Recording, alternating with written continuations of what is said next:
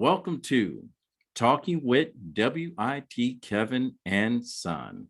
Today we have something extremely special. I know I've said this before, but this is the first time we've ever had a guest on the show and a brand new baby. Is it a baby boy or baby girl? A boy. All right. We have a very special guest and someone I've worked with, Miss Trisha Davis, and we talking about doing it all. She is an entrepreneur and she's definitely doing it all, from design junkie to swag lady. And now, is this your grandmother for the first time? No, I have two granddaughters. So this is number 3, but this is the first boy. All right. Well, hey, this is a first. We have never had a production when we had a brand new life come into the world, and we're doing it right from the hospital. Right from the hospital. Right from the hospital. So when I tell people we don't script the show, we let it roll. I did not want to cancel this date. So let me go ahead and do the hard part, the business that we do. All right. This episode of Talking with Kevin and Son is brought to you by RMK Productions and the 10 United Podcast Network. Through the power of story, our mission is to uplift. Through the power of our guest voice, we inspire, share stories and experience and perspectives using the framework of teaching, learning, and modeling. Our purpose is hope, helping other people every day. And you have no idea how excited I am to have you on here. You have no idea how excited I am to have your grandson. What's his name? Well, she's been going back and forth. What's his name now?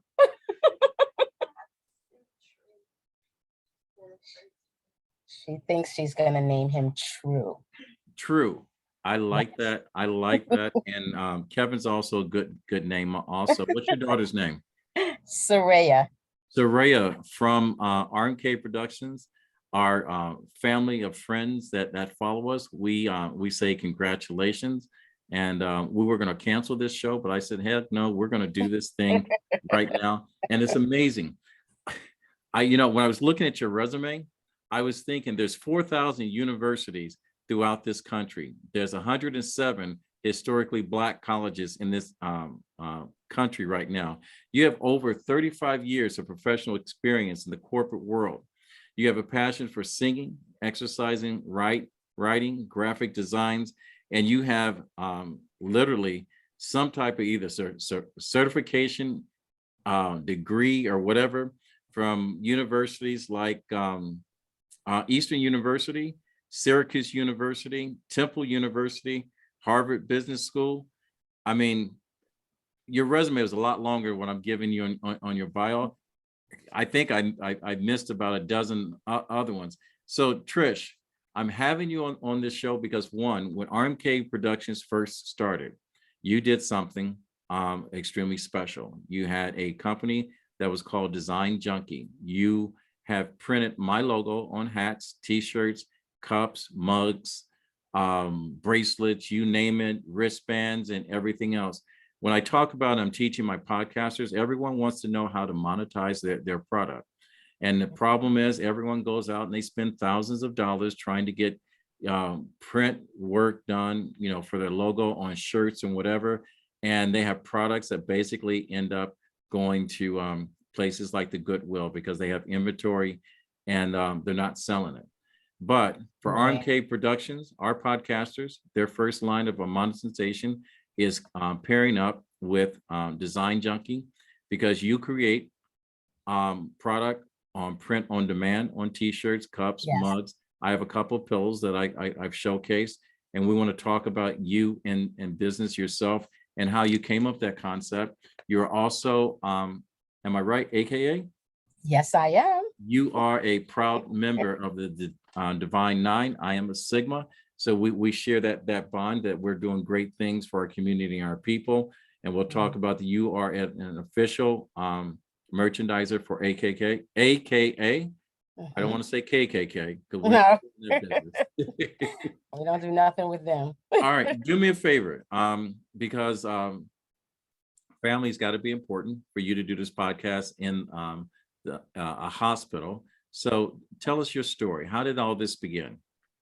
So thank you so much for having me. We talked about this like probably almost 2 years ago. So our day Yeah. has come. So Yes. I'm excited to be here. Thank you so much. And I know you've been doing some great work through your podcast and other venues off of here.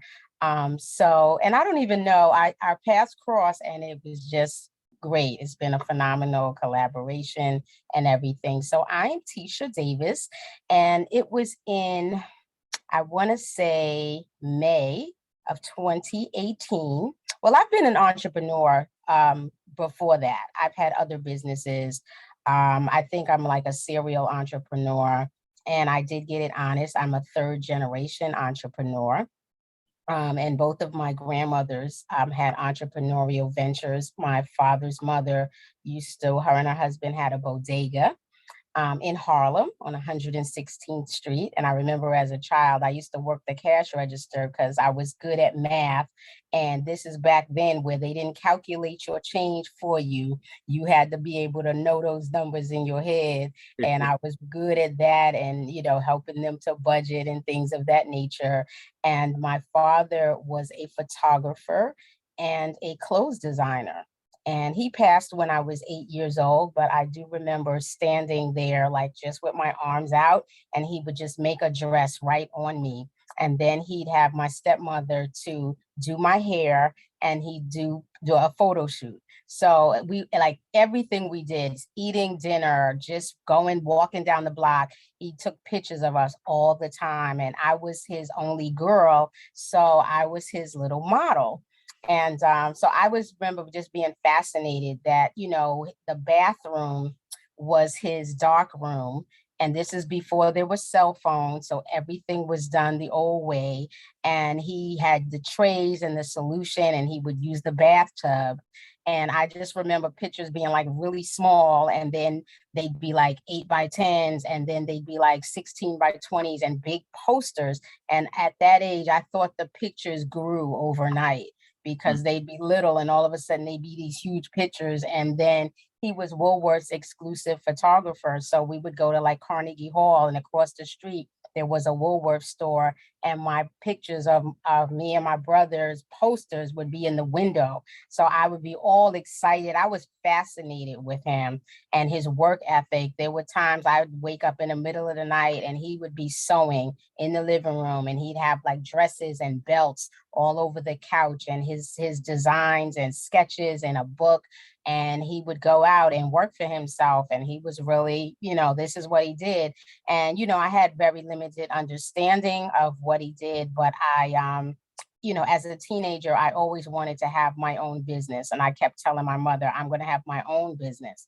And, even though I was being groomed to work for somebody else, which I did, but I always had like a side hustle or something else going on. I grew up in the Bronx. My church and my sorority chapter was in Harlem. I served the Harlem community primarily, and I was always hustling, selling something with somebody, or and I was always big in supporting Black businesses.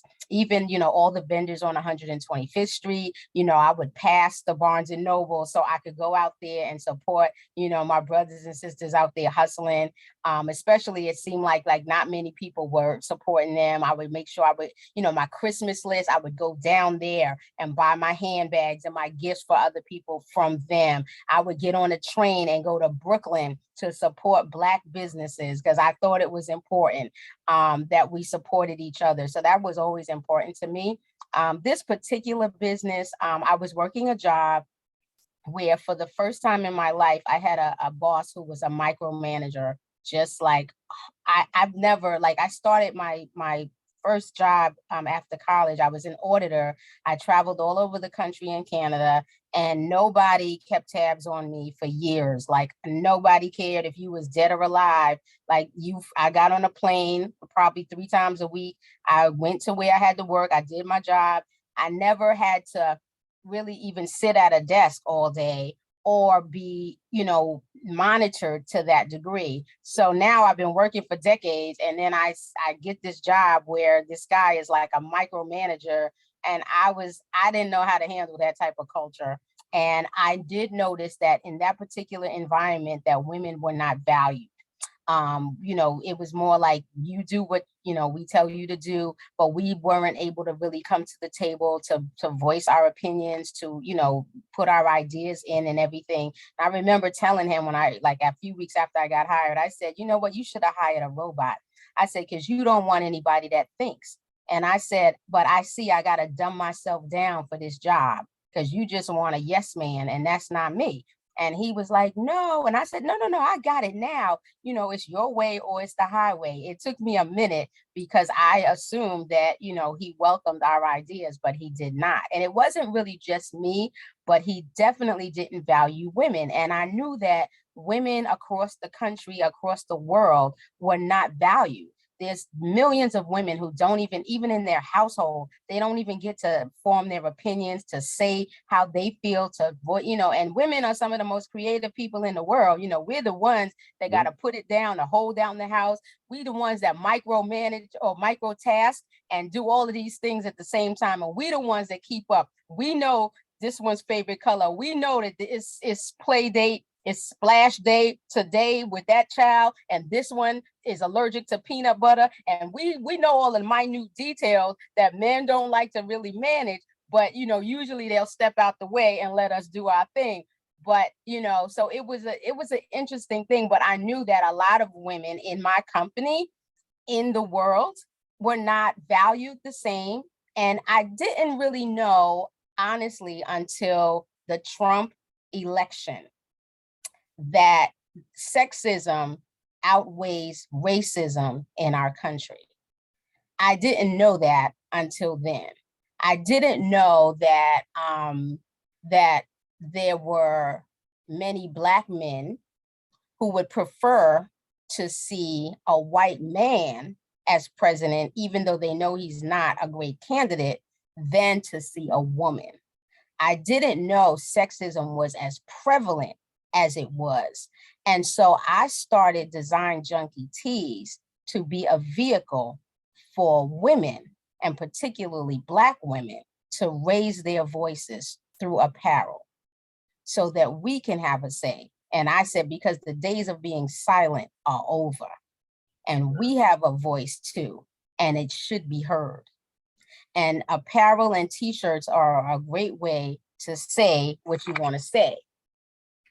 Excuse me, I'm I'm speaking. speaking. All Yes. right, and you notice I am a man and I'm listening. Yes, you are. And So but a lot of, well, I won't say that a lot of men don't listen. I was just in an environment where I wasn't allowed to speak. And so I decided, and I've always been this way, if I'm not valued at my job, or if there's something that I want to create, because I'm one that if something doesn't exist, I'll create it. And if you don't want to see it here, I'll find an environment where I can still do it. So I wasn't allowed to be creative and do my stuff and my designs and stuff at the workplace. So I created an atmosphere where I could still do it. I did not want my skills and my talents and my gifts to go to waste. I'm still going to do it. I just won't do it in the confines of your building if it's not welcome there. So that's what I did. And that's one of the blessings that came about the pandemic.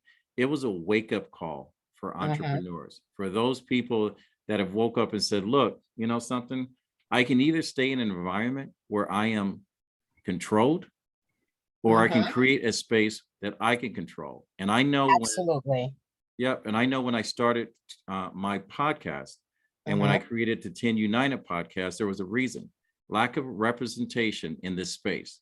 There are less than 1% of people that look like us involved in this business. And the people that were making money at doing this didn't look like us. And I said, let me create a space at one, because I'm a coach, I'm a teacher, that I'll create a space where we can teach. And when I realized that there were aspects of this business that took time for it to develop, I got lucky and I got connected with someone that was in the same space that I was in. You were developing your brand, finding your identity. As I say in our house, we're building a plane while flying, but we had a lot of like things in common. One, quality.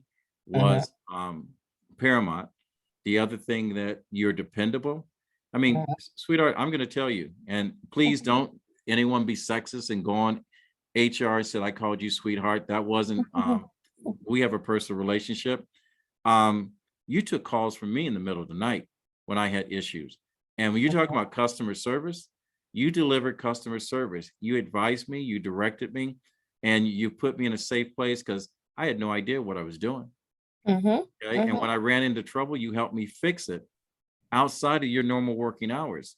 And Yes, that's the reason why RMK Productions will never ever leave the side of Design Junkie or the Swag Lady.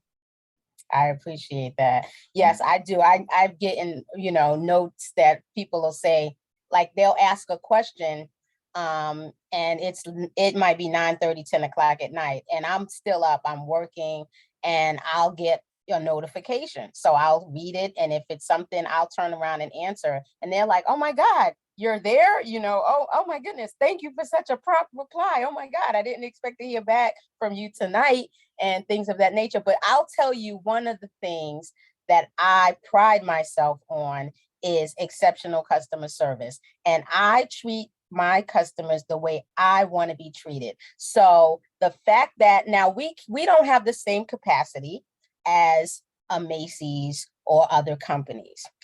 We don't have thousands of people on our team. We don't have that capacity, but I do have the capacity to respond. And maybe my answer is, I'll find out for you. I'll get an answer for you. Or I may have to, call the manufacturer, and I'll say, well, you know what? I got to call into the manufacturer. And as soon as I hear back, but I never I support, like I said, I support a lot of small businesses, a lot of Black businesses, Black women businesses. And the one thing you don't want to do is to take a chance, trust a business that's new to you, and then you paid your money and then you don't hear back from them. Now, they may respond in a week, but during that little phase, from the time you reached out to them and the time that they responded, you start wondering, are they legit? Did I waste my money? Did I just get taken? You don't when they're ghosts and they just don't respond, you're wondering. And then people go, now that's why I don't mess with certain types of people. And so I No, never wait a wanted minute. to I'm be going to that stop you. person. You need to say it the way it is. That's the reason why Black people don't support Black businesses. Yes, We have our own because they feel biases. like we're unprofessional. And I try to teach customers certain things.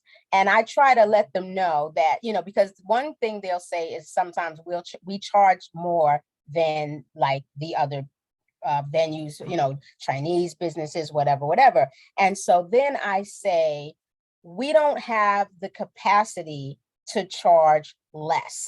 Macy's can buy 10,000 units, where I may have to buy a dozen units. And for a dozen units, the per unit cost is probably double or triple what they're paying, buying them by 10,000 at a time. We cannot afford to compete. So when you support a small business or a Black owned small business, you have to take into account that we have to pay more. We don't get the same company discounts from FedEx and UPS. We don't get the same rates. So we have to charge more. So you can't keep nickel and diming a small business. If they charge $8.99, I get annoyed too. I'll be like, dang, I don't want to, the price done went up $10 more because of the shipping. But that's what they got to do, because guess what? They going out their house, they going to UPS, and they buying one label. It's not like they got 100 orders. They got your order. And so that's what it is. So you got to suck it up. It's the cost of doing business with a small business. And that's just what it is. And So I try to teach my customers. Sometimes I have to just tell them the whole process for them to understand and buy into, why maybe the price is what it is, why whatever the situation is, why the shipping time is going to be a week or whatever, because it might be being shipped in another state sometimes my shipping is done in another country. If it's a bulk order or if it's something that's very unique, it may have to come from somewhere else. And that's just what it is. So they think I press in my home. I do not do that.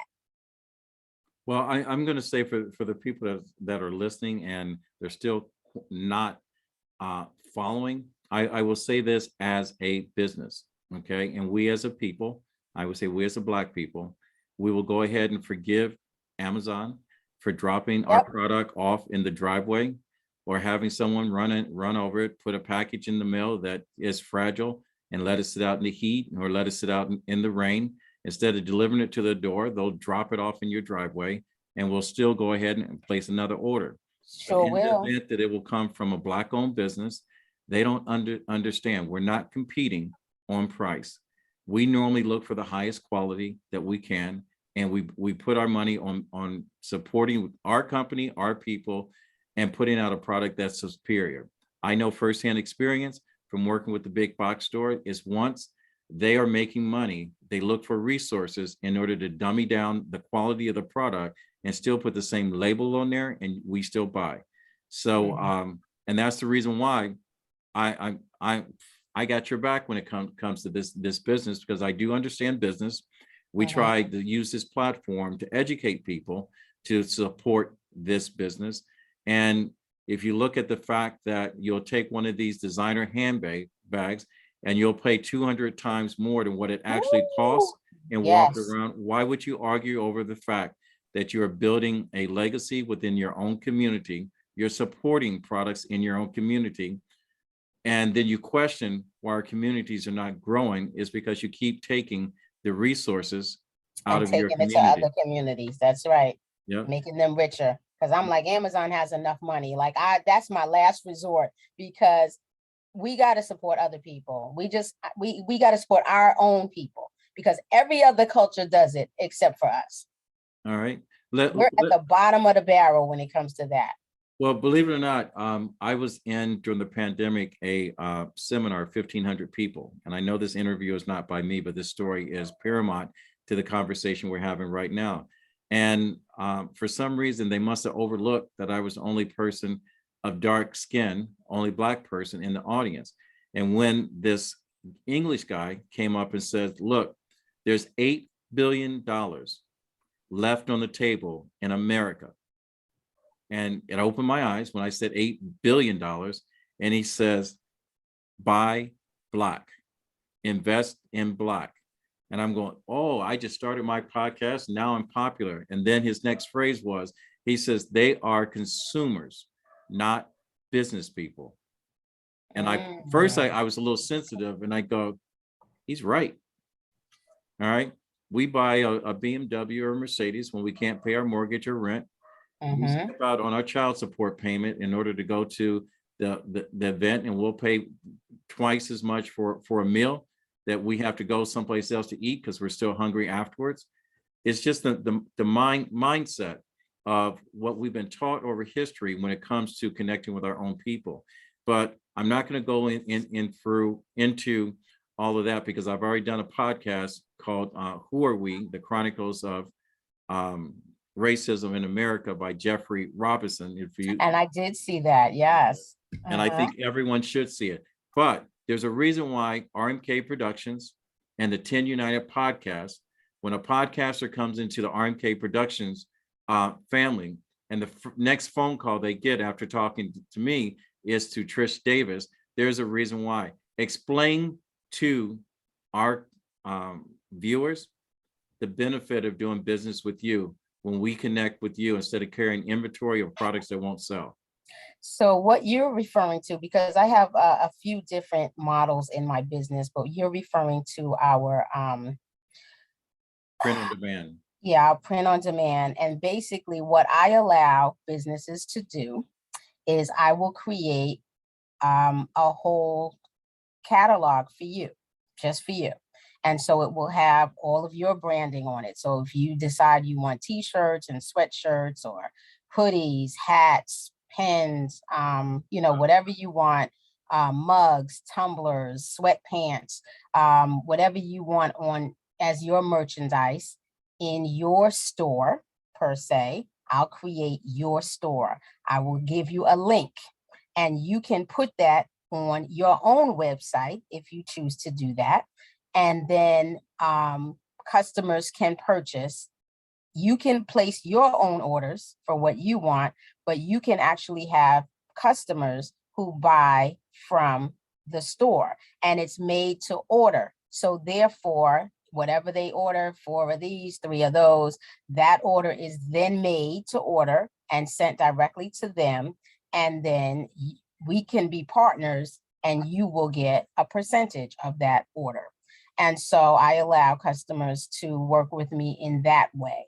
And so it keeps you from having an inventory where, especially if you're new and you don't have to buy, because a lot of, if you want bulk rates, you have to have minimum quantities. And a lot of times it's at least 100 or maybe 50, but for the most part, it's at least 100 of everything. So if you wanted 8 items, you'd have to purchase just about 800 items and store it somewhere, either in your house, or now you're paying for storage to put your stuff in there. And then because you're new, it may be really difficult to sell. You may decide to be a vendor at an event. You take some stuff, and a lot of times, you're bringing stuff back home and you're hoping that you get to sell it. And at some point, you may wind up having to do giveaways because you were not able to really push your inventory. But, a lot of businesses, they like having the option of having merchandise, but this takes the stress away of really having to push and sell it because you didn't really invest in an inventory. So that is one of the benefits. I also do bulk rates. I also have products that I make that people can just go purchase, which is more the ladies, the swag lady stuff. That's more shirts that are already designed, and they can still get something custom, but usually they just go in, they see something they like, and they just purchase. And my Design Junkie Tee site, I've made that my corporate site so that, if companies want large quantities, they can go ahead and tell me what they want, and I can get that done for them as well. And I'll source certain items for them, and then we'll print, and then we'll make. And that it's also to order as well, but that's bulk pricing. So with this print on demand, you don't necessarily get the bulk rate because you're not getting, we're not buying them in bulk. However, the benefit is that it creates an atmosphere where you can still either purchase merchandise for yourself and give away, or you can sell through your site, or even just through the page that I give you, and you don't have to maintain an inventory. And you don't even have to worry about it. Like once the sale comes, you have nothing to do with it. It's going to be printed, and it's going to go out, and then you'll receive a report of whatever tracking, and you can decide how you want to get paid. Like if it was something like often, then I'd suggest like bi-weekly or something, but a lot of the orders may not be as frequent. So it could be monthly or whatever, quarterly, however you want to be paid. You can just let me know that. So that's not there's no strict thing about that. So that's the main benefit, and that's what people love to do. And even with my family reunion shirts, a couple families have bought where one person will buy the whole kit and caboodle, but families don't always get along when people owe money. So they don't want to go to the family reunion with an attitude that you didn't pay them for their shirts. So they love that I can, make a design. And once they say they like the design, I'll send them the link, and they send the link out to their family, and everybody can buy their household shirts, individually. And then they can just wear them or carry them to the event. And one person doesn't have to put the money out and now go chasing the rest of the family to try to get their money back and be mad at the people who still owe them money when they get to the family reunion. And that puts a damper on the event. Yeah. So that's been a benefit as well. So I think this whole print on demand has been even more than, for businesses that sell themselves. I've allowed that opportunity. And you've definitely, sent people my way to take advantage of that. And I appreciate that. Well, the other thing that I appreciate is, one, if you look at my logo, there's a lot of colors in there. And Mhm. I've had other people print things for me. You know, the K after a couple washes will start to peel off because they press it on and so forth. Mhm. Uh, uh, so my hoodies and everything else have been through the wash and the dryer multiple times. And the first thing I noticed is that I could sleep in the shirt. It was so comfortable, the hoodie. It was so, Oh, yes. so the quality was off the chain. The other thing, looking at as far as a business, because you get busy trying to build your business, is that I didn't have to worry about shipping. I didn't have to worry Mhm. about packaging. I didn't Yep. have to carry inventory. So if I sold more smalls, why do I have so many extra larges in inventory? People Right. were happy with that. The other thing is too, for bookkeeping purposes, you do all of that for startups. So that way is if you get in trouble with taxes, it won't be from your merchandise. And as Mhm. you grow and your fan base grows, and you do events, and the more time that people show up with a Talking with Kevin logo on there, the first thing that happens is that's free PR. And when they Right. ask where you got the shirt from, and they find out it's from Design Junkie, and they want to start their business, you have no idea how many people ask me about this, and I refer them. The best referral is word of mouth. Um, Absolutely. Absolutely. and you are true to that as far as a business is concerned. And I know that now the wheels are turning now that you've got grandchildren and your first grandson. There's got to be a design junkie or swag lady that's going to have your grandchild on it. Am I correct? Oh, absolutely. Well, I can say I've made tons of shirts for my girls. I mean, all the time. I did a shirt recently called it says I am enough. And they got those shirts. I think last summer I made shirts for them and it says my grandma has a t-shirt company. And then the website's on the back. And so I said, shoot, I take them all over the place all the time. I said, let them be promoting too. Y'all gotta work too for this. But it is definitely, I tell every business owner, you got to be the face of your organization. True. I don't care where you go. If you go into the gym on a regular basis, put your logo on your shirt, put True. your website on your shirt. If you running anywhere, the supermarket, it's talking points. People do read your shirts. They do look at them and it comes up. And then, whatever your product or your service is, you could be in front of a customer and talk it up and they ask you about it, or they may know somebody who's looking for that. So it just, I feel like you got to keep yourself out there. I feel like you got to be on social media, and when you out and about, you need to have on your stuff.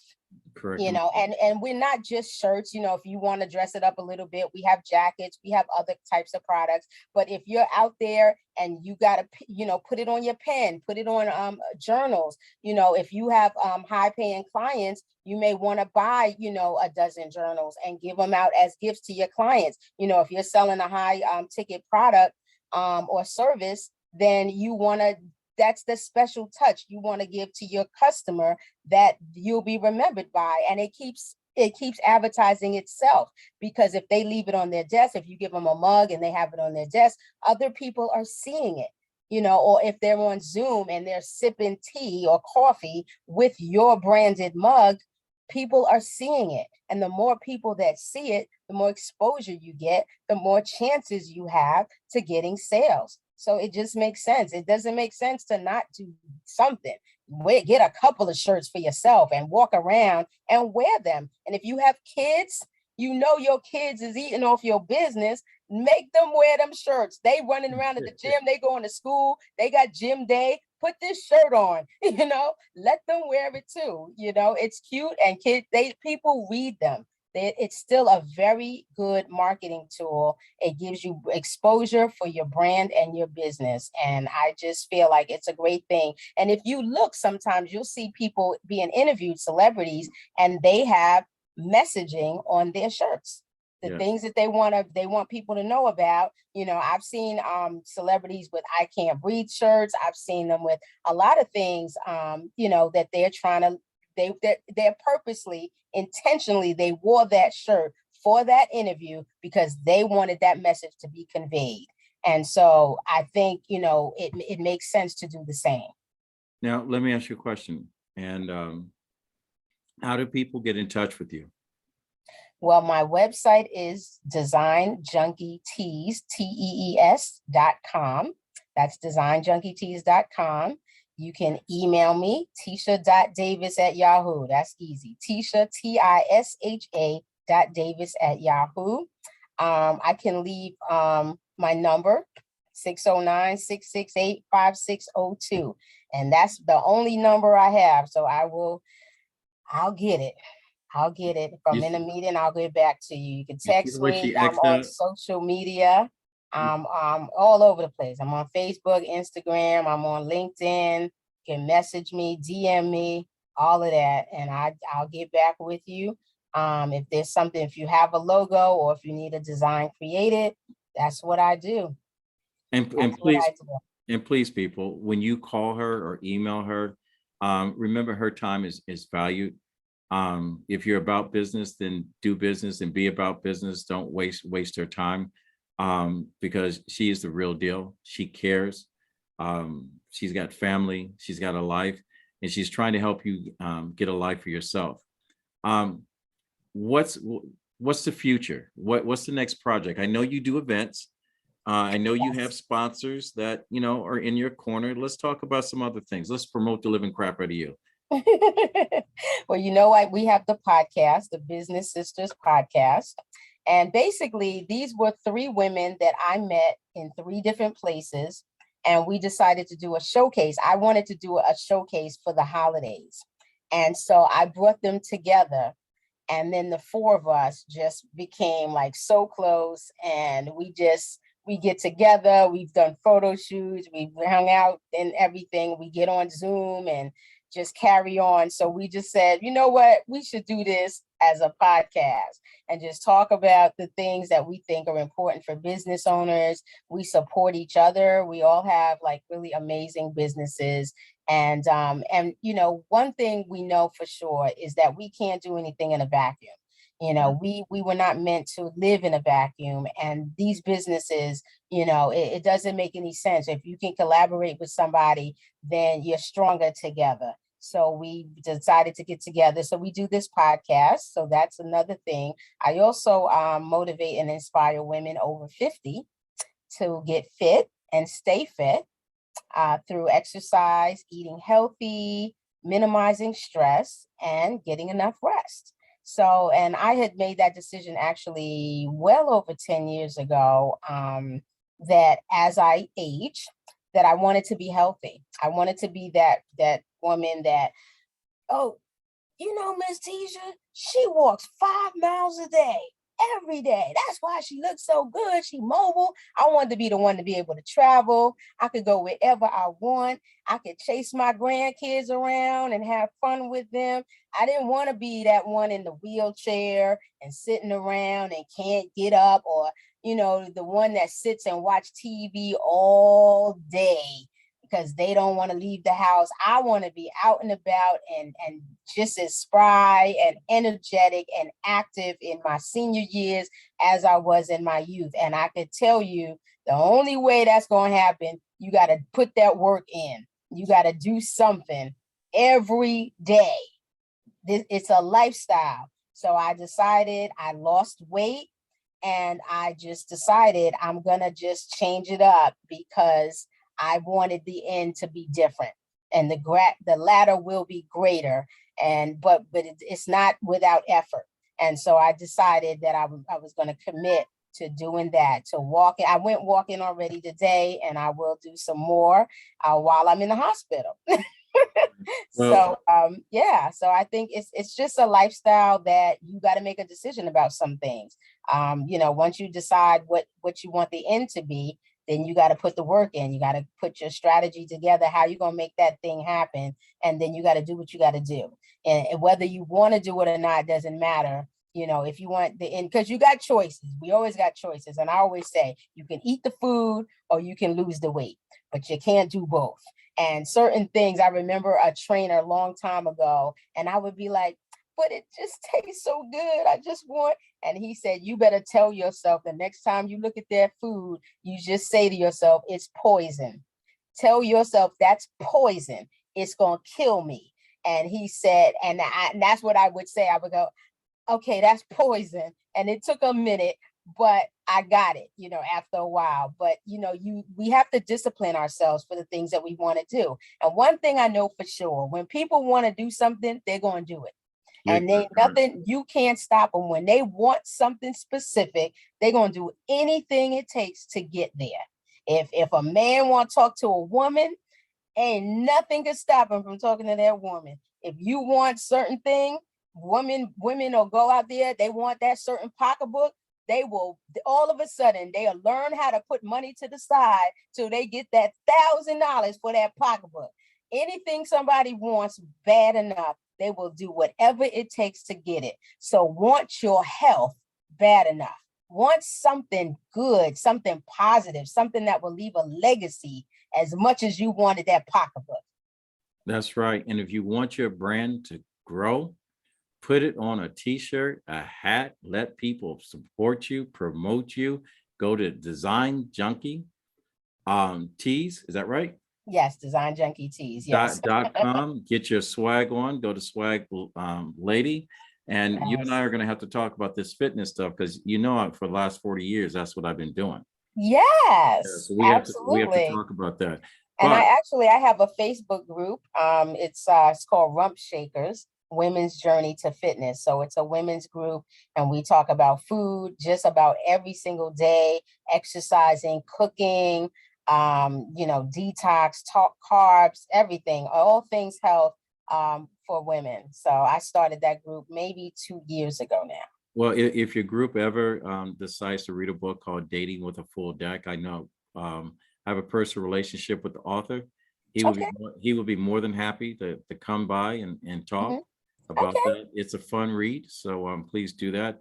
The other thing is, if you and your crew want to come back and be on the podcast together and talk about your podcast and have some laughs, you're more than welcome. That's awesome. We'd love to do that. All right. Let me ask you this. I always say this, and this is true. I've had 4 people since I've been doing this, August 4th, 2021, that have answered this question. And I've always said that you surround yourself by high valued people or high quality people. I don't need or don't look for thousands or millions of people to subscribe and follow me. I just need people, instead of driving by an accident, the people that follow RMK Productions or listen to any of my podcasts, they stop to help. And we've had 4 people that have answered the call. So I'm going to ask you this. Your ask, if you had one wish or one dream that could come true, that one of our listeners can make come true. And I always say, ask big. So don't be polite. If it's outrageous, whatever, like I said, I've had 4 people that their dreams come true. Outside of Oprah, there's not a lot of us that can say that we put something out there and someone has made someone's life dream come true. And so I'm going to give you a couple seconds. I want you to think. I got it already. All right, then do your thing. Go ahead and do your thing. Connect me to the buyer at McDonald's. I want to do McDonald's shirts. They make shirts every single month. Every month they print shirts. I want to be one of the people that they buy shirts from. All right. I've already been in their procurement system. I'm already in there. I'm already ready to work with them. I have all the licenses. I have everything. I'm ready to do business. I need to be connected to the buyer. All right. We just put it out into the universe. And I'm going to say there is someone that is connected to someone that makes a decision at McDonald's. And I know all these big box stores are all talking about doing something with the community. This is your chance to not only do something with the community, but to come on Talking with Kevin and Son and go ahead and grant her wish firsthand. And trust me, those 100 million burgers that you've sold, a lot of our people is part of that number. Oh, yes. Yeah. So go ahead and, grant this young lady her wish. And so with that said, I'm going to thank all of our listeners for tuning in and staying with us. I'm going to thank you for thank you so much for this opportunity. Comfort zone. I mean, if you can wiggle around and let's see your grandbaby if he's still in the room. All right. And you know what? We didn't hear him cry, right? That whole time. No, he knows what happens when lights, camera, action comes on, you know. Looking at Mr. True. All right. This is a first for RMK Productions, a brand new baby. A brand new baby. So my listeners, it's 24 hours. all right. If you have not been touched, motivated by the conversation we've had, the energy from Trisha Davis, I don't know what else we can do.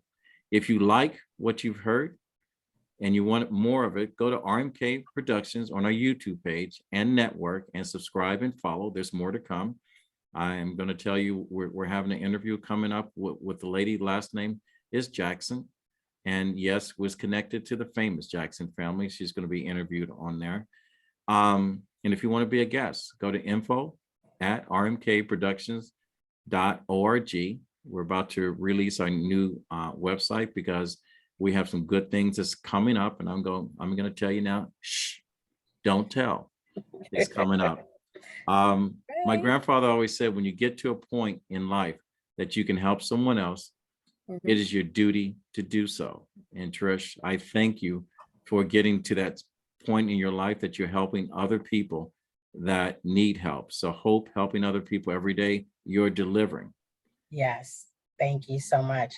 So adapt this opportunity. I did subscribe to you on YouTube, so I'm looking forward to hearing some more of your interviews. Oh, there's and of course, continuing our working relationship. So, yep. And definitely we'll have a conversation about the fitness stuff. I'd love to. We'll definitely do it. And I'm always showcasing women in business, not just Black women, women in business. I'm going to bring back 100 Girls with Curls because we were showcasing women that are doing great things in the community that are supported by men that are protecting them, inspiring them, and allowing them to have their own space without anything coming back to them, just being that good person in there. So when I say reach one, teach one, that was my grandfather's line. I don't know where he got it from, but I adopted it. So it's not original to me, but my grandfather got it from somewhere. What's original to me is my hashtag. Find 1,000 reasons to be kind to someone. And so with that said, we'll fade to black. Okay.